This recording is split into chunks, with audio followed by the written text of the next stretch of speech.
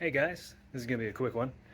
Got the old Chevrolet behind me, and our pressure sensor has failed.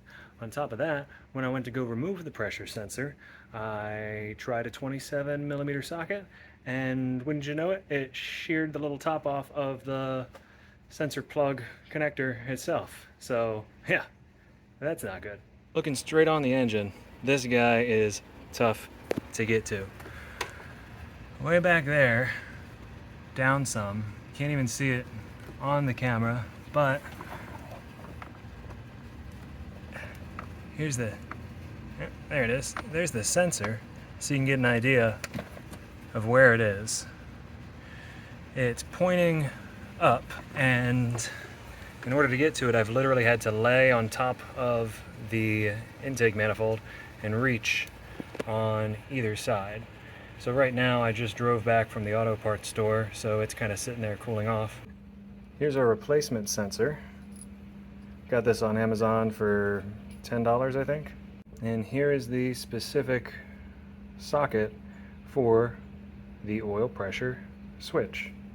Now this, you can see the edges are kind of wallowed out a little bit, which are the same on here. Nice tight fit. Look at that. If you use the wrong socket, you're gonna strip those edges off even more.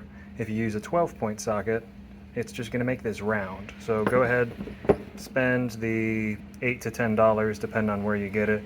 I think it was $10.99 at AutoZone, and get the right socket to start with. Single tool for the job. It is a 1/2-inch connector.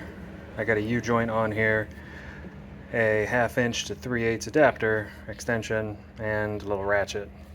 Let's see if we can get this bad boy off. I've gone the extra mile and got myself a Kaizi Wi-Fi endoscope. And this guy's got a little camera right on the tip there. This thing was a little funky. Yeah, we're gonna plug this into the phone, see if we can get a look back there. The engine, kind of dip in, shaky cam. We see the plug, and right there, that little brown dot, that is the sensor with the head snapped off. Here's the old pressure sensor. New one went in. You can see the top snapped off. It's pretty gross. I'm really hoping this was also the cause of my oil leak. And let's see if we can get her to show some pressure.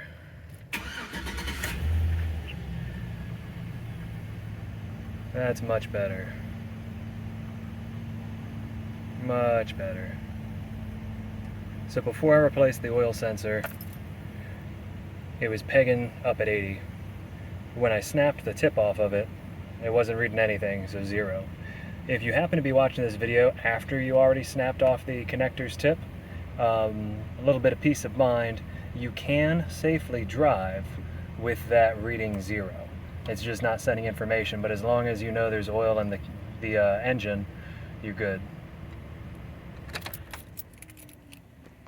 A little bit of a quick video. Thanks for watching, guys. Until the next one, keep ranging.